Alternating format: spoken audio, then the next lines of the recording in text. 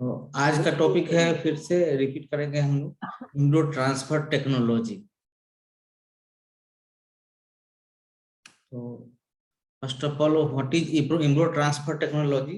Embryo transfer technology is a technique where embryos are collected from the donor females and transferred into the uterus of different recipient, which serve as a foster mother for its development throughout the remainder period of pregnancy. Means embryos को donor animal से हम लोग collect करते हैं इस technique में, और उसको डिफरेंट रेसिपिएंट में यूटेरस में ट्रांसफर करेंगे एम्ब्रियो एट डिजायर्ड टाइम पर, और एम्ब्रियोनिक डेवलपमेंट रेसिपिएंट में होगा टिल पार्चुरेशन तक उसी में डेवलपमेंट होगा। नेक्स्ट, लर्निंग ऑब्जेक्टिव क्या है? तो जब एम्ब्रियो ट्रांसफर टेक्नोलॉजी हम लोग पढ़ेंगे तो we know the define the embryo transfer technology, explain different steps involved in embryo transfer technology, we list the advantages of embryo transfer technology, and we also know the disadvantages of embryo transfer technology. First चलते हैं history of embryo transfer. तो first successful embryo transfer was carried out in rabbit in 1890 by Walter Hill, and first lamb produced by embryo ETT in 1949 by Berry, and first calf produced by ETT in 1951 by Willett et al, and similarly in swine 1951 by Wan Sing Kai, and in Asian buffalo 1983 by Drost et al.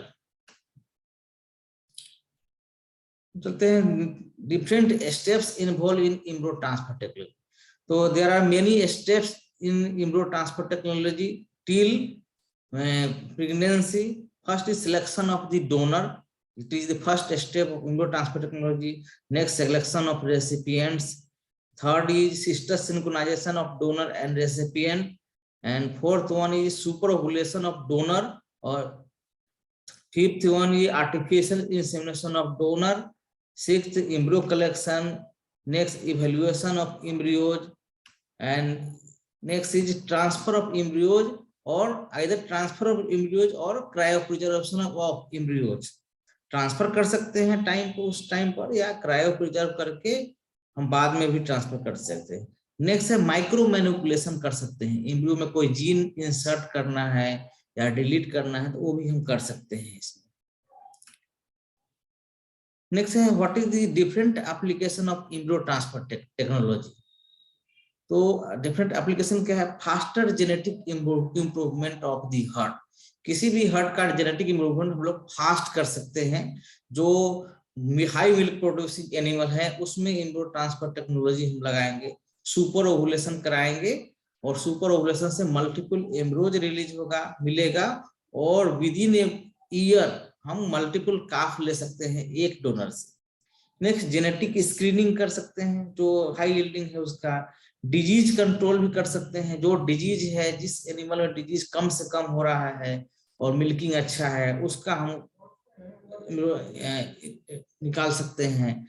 Import and export, animal का import और export क्या होगा? Difficult होता है, लेकिन embryos को only liquid nitrogen में preserve करके हम लोग इंपोर्ट और एक्सपोर्ट आराम से कर सकते हैं। सर्कमवेंशन ऑफ इनफर्टिलिटी, जो इनफर्टाइल एनिमल है उससे भी हम एम्ब्रियो ट्रांसफर टेक्नोलॉजी से एम्ब्रियोज हम लोग कलेक्ट कर सकते हैं। Tuning in cattle, tuning cattle में यदि हम डबल एम्ब्रियोज हम इंसर्ट करेंगे तो दो काफ भी हम एक बार में ले सकते हैं।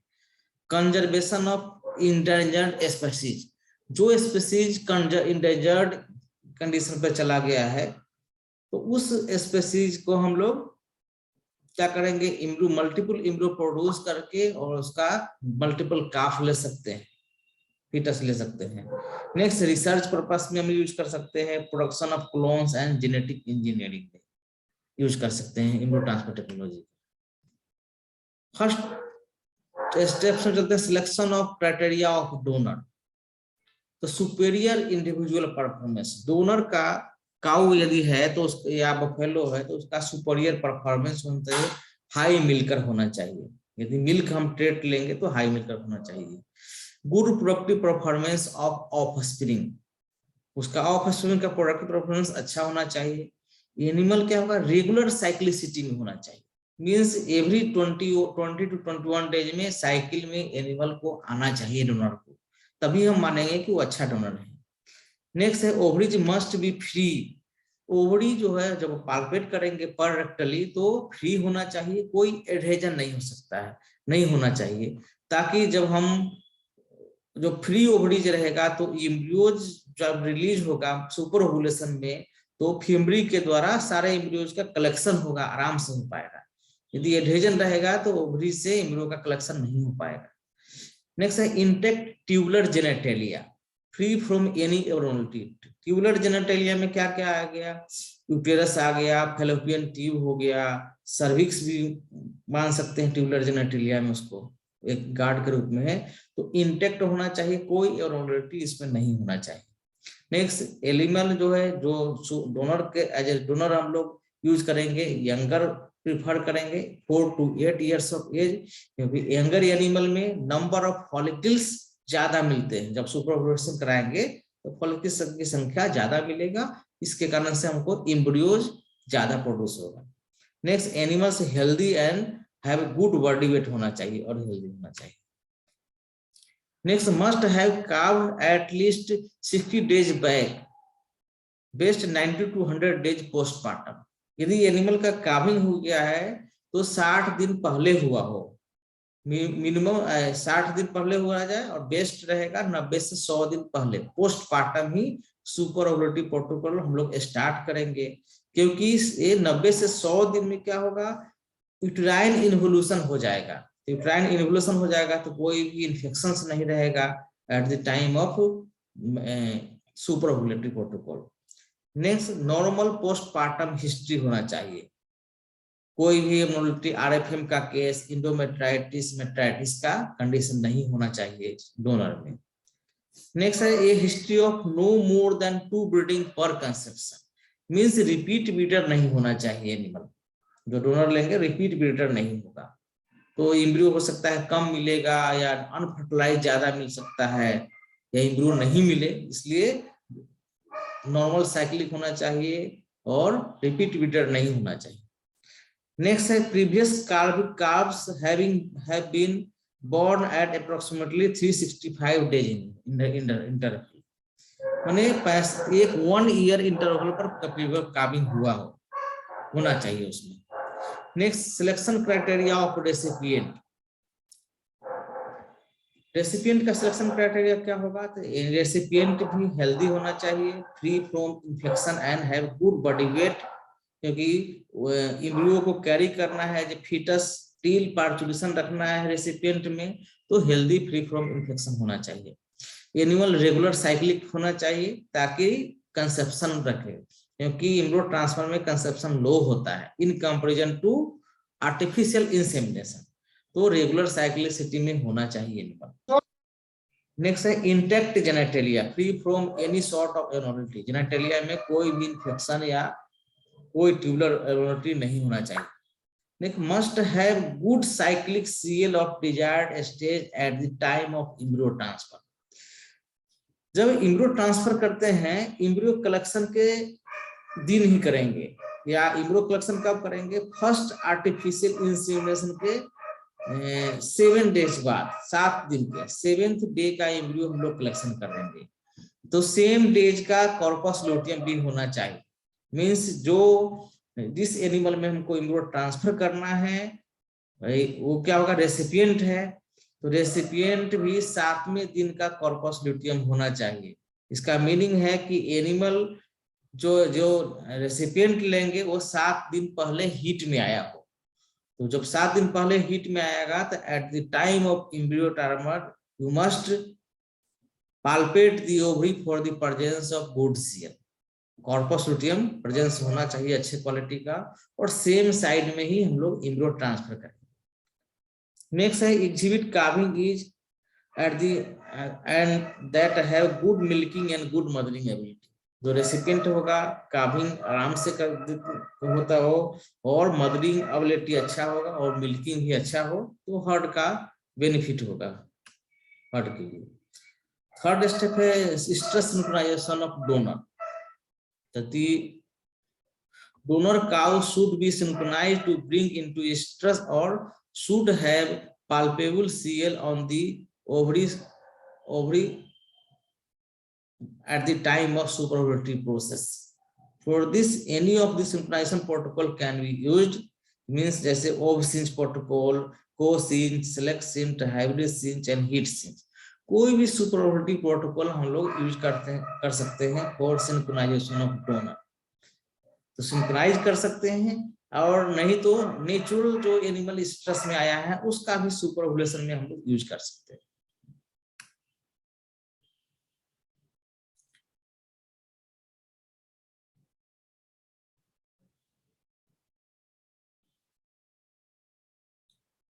Next, superovulation of donor cow. The procedure for increased superovulatory response by administration of hormones to produce several ova instead of one which is normally produced at stress.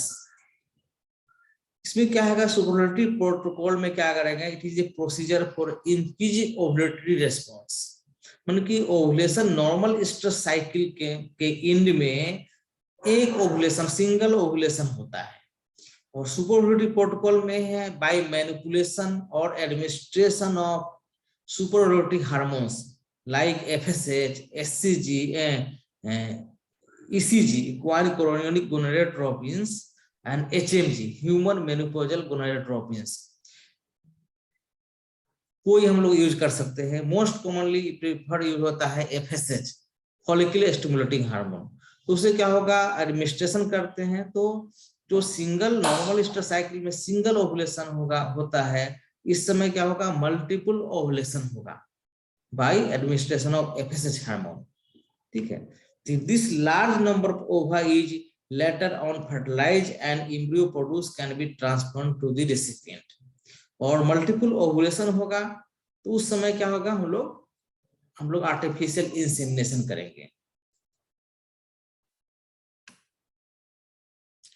Next क्या है, the basic principle of super ovulation is to stimulate extensive follicular development through the use of hormone preparation which is given IM or subcut with FSH activity।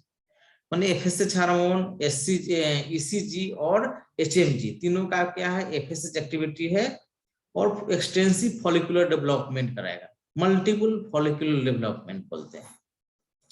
In eve, doe and cow an average of 12 ovulation can be expected। 12 ओवुलेशंस expect करते हैं। इन 100 number of ovulation could be greater than 20, क्योंकि 100 में generally क्या होगा, multiple ovulation natural cycle में भी होता है, 8, 10, 12, 14 तक भी हो जाता है।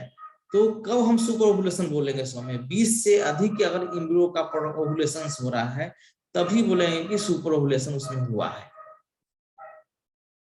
Next is superovulation has not yet achieved in mares due to ovulations occurring at one side of the ovary, that is ovulation fossa। Mayor के ओवरी में क्या होगा, जो भी ओवुलेशन होगा ओवुलेशन फोसा से होता है। ओवुलेशन फोसा पर किसी भी ओवम को आना पड़ेगा, वहीं से ओवुलेशन होगा, फॉलिकल को आना पड़ेगा ग्रो करके, इसलिए सुपर ओवुलेशन उसमें नहीं हो पाता है।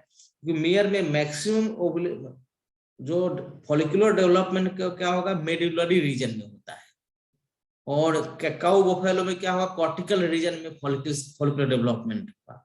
तो कॉर्टिकल रीजन में जो रहेगा वो सरफेस से ओवुलेशन हो जाएगा, सबका अलग अलग सेम साइड से ओवुलेशन हो जाएगा। मेयर में क्या होगा, ओवुलेशन जब भी होगा तो ओवुलेशन फोसा से होगा, तो वहां तक आना पड़ेगा। तो एट ए टाइम में सुपर ओवुलेशन नहीं हो पाता है, रियरली 1 या 2 ओवुलेशन तक हो जाता है, लेकिन उससे अधिक सुपर ओवुलेशन नहीं हो पाता है। नेक्स्ट है टाइम ऑफ सुपर ओवुलेशन। तो for optimum response gonadotropin treatment is initiated during mid-luteal phase of the estrus cycle, that is on day 9 to 14 of estrus cycle, where day 0 is taken as day of estrus।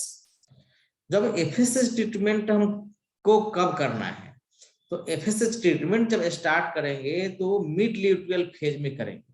Means CL present उस समय ovary पर होना चाहिए, तभी super ovulatory response better होगा। CL यदि present नहीं होगा तो सुपर ओवुलेटरी रेस्पॉन्स नहीं आएगा एनिमल।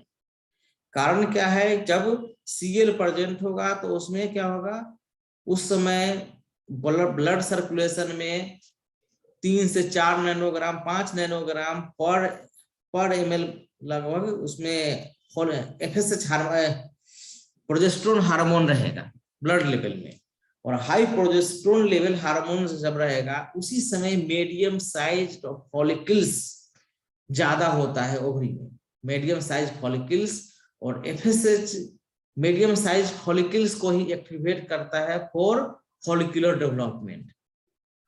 ठीक है, तो मिड लिट्यूअल फेज में ही हम लोग एफएसएच ट्रीटमेंट स्टार्ट करते हैं इन बिटवीन डे 9 to 14।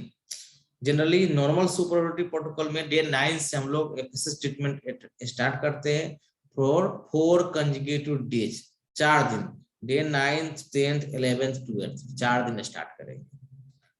तो स्ट्रेस के 9वें दिन से एफएसएच ट्रीटमेंट हम लोग स्टार्ट करते हैं in normal super ovulatory protocol. और यदि इसे सीआईडीआर लगाए हैं तो सीआईडीआर क्या होगा, एक एज आर्टिफिशियल कॉर्पस ल्यूटियम, तो उस कंडीशन में होगा 4th डे से ही हम लोग एफएसएच इंजेक्शन स्टार्ट करते हैं, 4थे दिन से। Donor cow can be super ovulated repeatedly at approximately 6 to 8 week interval. Donor cow में अगर एक बार सुपर ओवुलेशन कराया है तो 6 से नेक्स्ट सुपर ओवुलेशन हम 6 से 8 वीक के बाद ही कराएंगे। तो उस दौरान क्या होगा, जो ओवरी सुपर ओवुलेशन होगा वो लार्ज साइज ओवरी हो जाएगा, ओवरी पर मल्टीपल कॉर्पस ल्यूटियम डेवलप हो जाता है, तो उसको हाइपरट्रोफी बोल सकते हैं, ओवरी का हो गया। तो फिर से नॉर्मल होने में टाइम लग जाता है, नॉर्मल ओवरियन कंडीशन होगा, यूटेराइन कंडीशन नॉर्मल हो जाएगा, उसके बाद ही सुपर ओवुलेशन कराएंगे तो हमको ओवुलेशंस मिलेगा, मल्टीपल ओवुलेशंस मिलेगा और मल्टीपल एम्ब्रियो मिलेगा। नेक्स्ट है इंसेमिनेशन ऑफ डोनर। अब जब डोनर में सुपर ओवुलेटरी प्रोटोकॉल कराएंगे तो क्या होगा, डोनर को हीट में आना है, तो हीट में आएगा, नेचुरल भी आ सकता है और हम लोग इंजेक्शन लगाएंगे PGF2 का, उससे भी आ सकता है। तो उसमें इंसेमिनेशन, आर्टिफिशियल इंसेमिनेशन करते हैं। तो donor should be inseminated artificially 2 to 3 times at 12 hours interval after the onset of stress। जब 9th डे से हम लोग स्ट्रेस एफएसएस इंजेक्शन स्टार्ट करेंगे तो 9th 10th 11th 12th day तक हम लोग एफएसएच इंजेक्शन लगाते हैं। इसके साथ ही 11th डे में 5th या 6th dose of FSH injection के साथ में हम लोग PGF2 इंजेक्शन लगाते हैं फॉर स्ट्रेस, एनिमल को स्ट्रेस में आने के लिए। तो स्ट्रेस में आ जाएगा, तो स्ट्रेस में आने के एनिमल जब स्ट्रेस में आता है 13वें दिन में हम लोग AI करते हैं फर्स्ट स्ट्रेस से, 9 से 4 दिन तक इंजेक्शन लगाएंगे, 12वें दिन तक, 13वें दिन एनिमल में स्ट्रेस में आ जाएगा। 24 से 48 घंटा के अंतर में PG इंजेक्शन लगाने के बाद में एनिमल स्ट्रेस में आ जाता है। तो स्ट्रेस में जब आएगा तो 2 से 3 टाइम्स हम लोग आर्टिफिशियल इंसेमिनेशन करेंगे फॉर एट 12 hours इंटरवल करेंगे। This is required because ovulation can occur over an extended time period। क्योंकि सुपर ओवुलेशन है तो जो पहले लार्ज साइज का फॉलिकल है वो ओवुलेट पहले करेगा, फिर उसके बाद में कुछ ग्रो करेगा, जो स्मॉलर साइज है उसके बाद ओवुलेट करेगा, तो टाइम एक्सटेंड हो जाता है। 24 घंटा तक भी हो सकता है कि 24 घंटा के फर्स्ट ओवुलेशन और लास्ट ओवुलेशन के बीच में 24 घंटा का इंटरवल भी रह सकता है। इसीलिए जब हम एम्ब्रियो कलेक्शन करेंगे तो उसमें देखेंगे 2 सेल का स्टेज भी मिल सकता है और ब्लास्टोसिस्ट भी मिल सकता है, मोरूला मिल सकता है, हैस्ट मिल सकता है एक ही साथ में। इसका मतलब है कि जो 2 सेल स्टेज है उसका ओवुलेशन लेट हुआ है, जो ब्लास्टोसिस्ट है या हैच कर गया है उसका ओवुलेशन अर्ली हुआ है, इसलिए 2 से 3 टाइम्स हम लोग आर्टिफिशियल इंसेमिनेशन करते हैं। फ्रेश सीमेन प्रीफर करते हैं AI के समय में, सुपर ओवुलेशन में। फ्रोजन सीमेन यदि यूज करेंगे, फ्रोजन सीमेन स्ट्रॉ यदि यूज करते हैं तो डबल इंसेमिनेशन करेंगे। डबल डोज से एक बार में इंसेमिनेशन करेंगे और रिपीटेड 2 से 3 टाइम्स करते हैं। नेक्स्ट है, जब हम इंसेमिनेशन कर दिए तो एम्ब्रियोनिक डेवलपमेंट होगा, तो एम्ब्रियो रिकवरी हम करते हैं 7th day after first artificial insemination. First AI करेंगे, उसके 7वें दिन, मैक्सिमम 8 दिन तक कर सकते हैं। ठीक है, तो एम्ब्रियो रिकवरी हम कैसे करेंगे? There are different methods of embryo recovery. First is surgical method, second non surgical method और trans cervical method, and third one is laparoscopic method. Surgical method smaller animal में हम प्रिफर करते हैं, non surgical method most preferred method for large animal है, और laparoscopic भी smaller animal में करते हैं।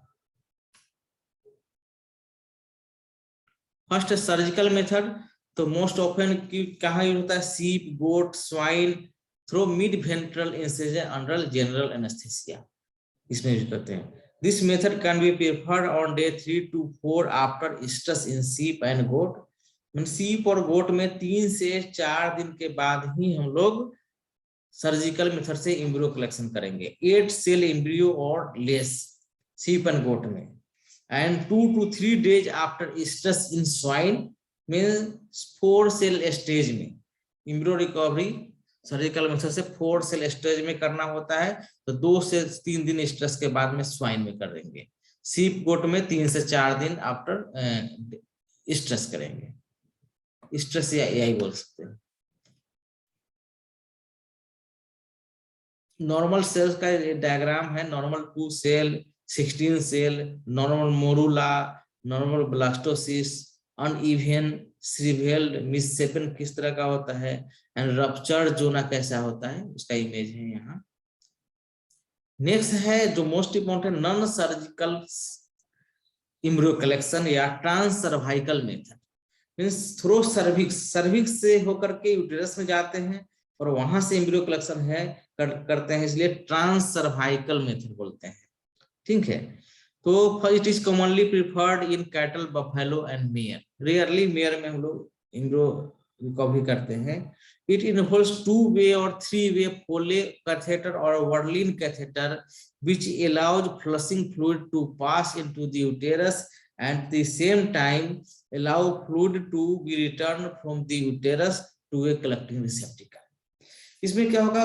वर्लिन कैथेटर या फोलेट कैथेटर, जो ह्यूमन में यूरिन निकालने के लिए यूरिनरी ऑब्स्ट्रक्शन में फोलेट कैथेटर यूज करते हैं, उसका भी यूज कर सकते हैं।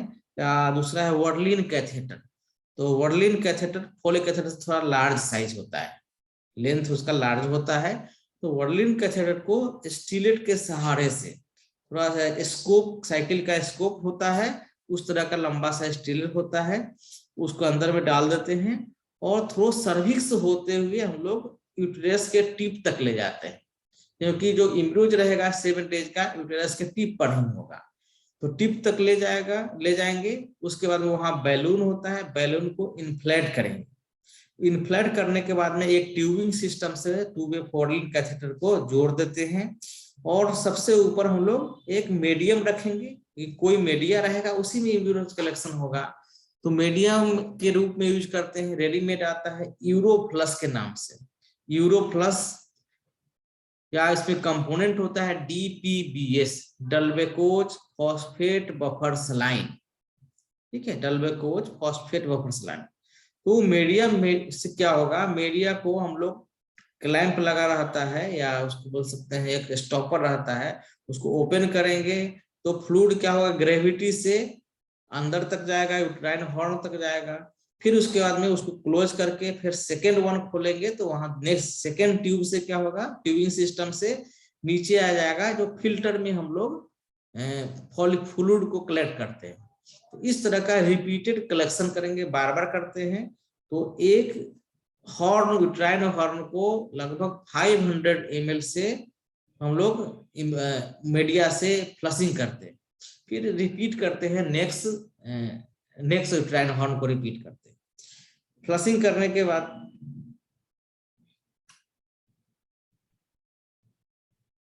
ये देख सकते हैं इमेज, फोटो मेरा किया हुआ है, ट्रांस सर्वाइकल एम्ब्रियो कलेक्शन और फ्लशिंग ऑफ डोनर बोलते हैं।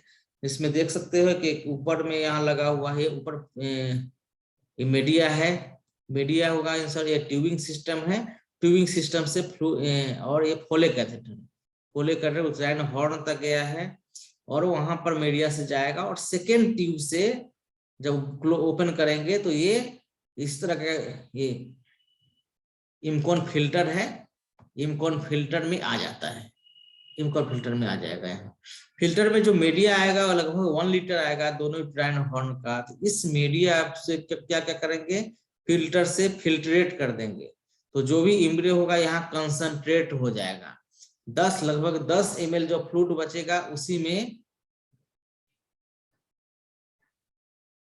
उसी में हम लोग 10 ml में ही इम्ब्रियो सर्च करेंगे इन स्टीरियो जूम माइक्रोस्कोप। यहाँ देख सकते हैं स्टीरियो जूम माइक्रोस्कोप है और स्टीरियो जूम माइक्रोस्कोप में हम लोग इम्ब्रियो सर्च करेंगे उसमें।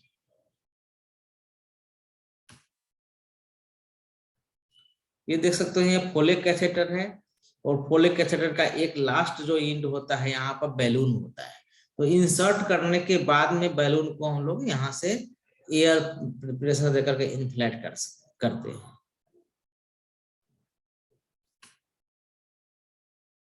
नेक्स्ट है collection of bovine embryo should be made at 6 to 8 days on average 7 days post breeding at compact morula or blastocyst stage in bovine। Bovine में माने कैटल में generally cow में करते हैं 6 to 8 days में। बफेलो के case में 5.5 days maximum 6 days तक ही करते हैं क्योंकि वहां पर जो एम्ब्रियोनिक डेवलपमेंट फास्ट होता है ब्लास्टोसिस्ट स्टेज का। मियर केस में भी 6 to 7 days में पोस्ट ओवुलेशन करते हैं। The best flushing medium for embryo collection in most of the species is modified Dalbecko's phosphate buffer saline। इसको नाम को याद रखना है, modified for Dalbecko's phosphate buffer saline DPBS। इनस कैन बी यूज्ड इन इट्स एब्सेंस। यदि नहीं मिल रहा है तो नॉर्मल सलाइन जो इंजेक्शन इन्फ्यूजन आता है उसका भी हम लोग यूज कर सकते हैं embryo collection.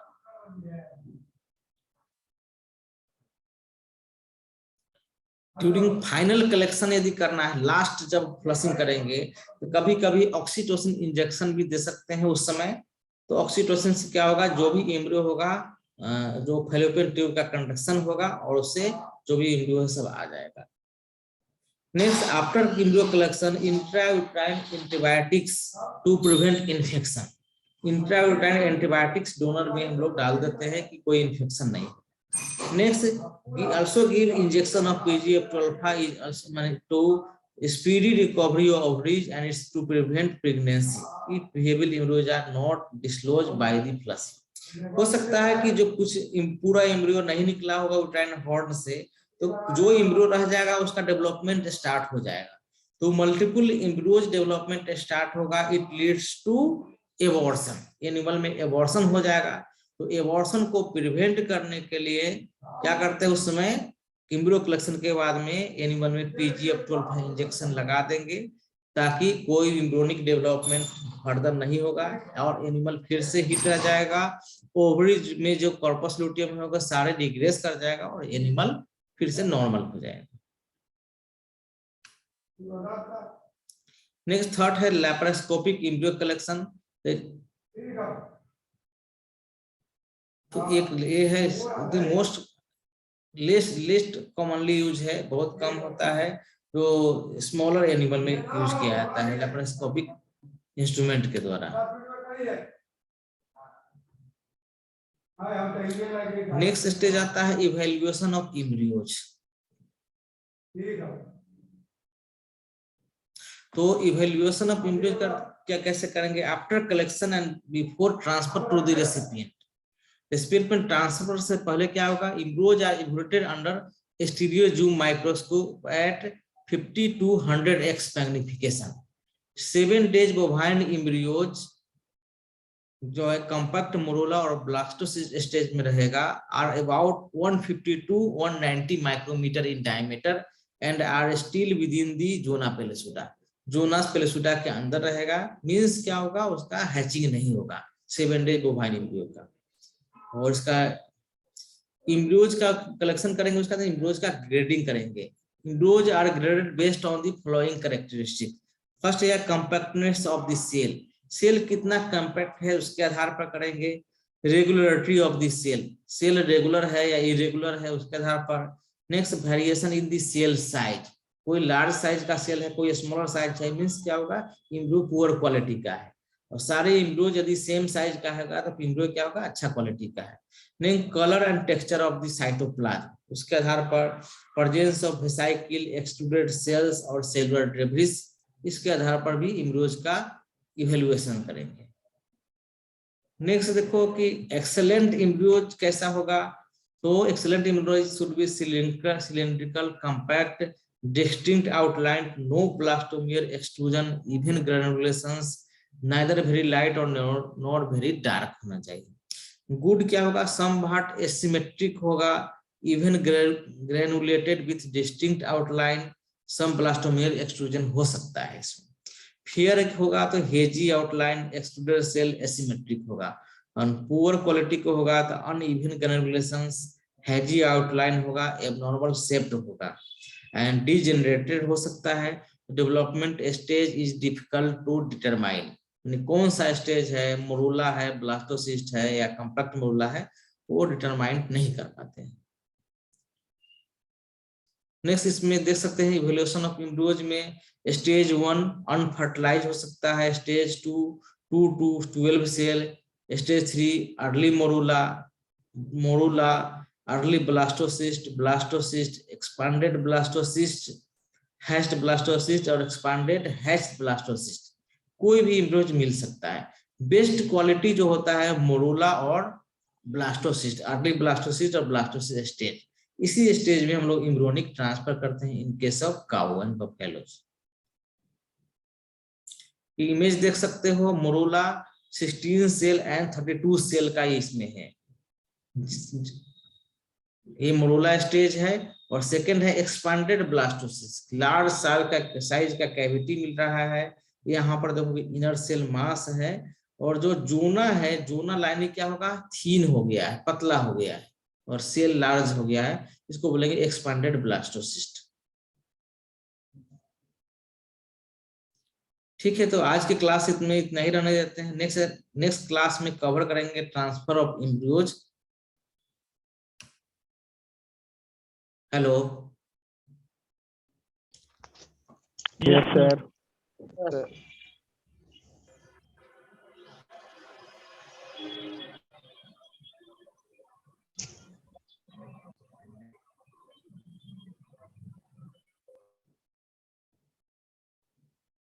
Thank you sir.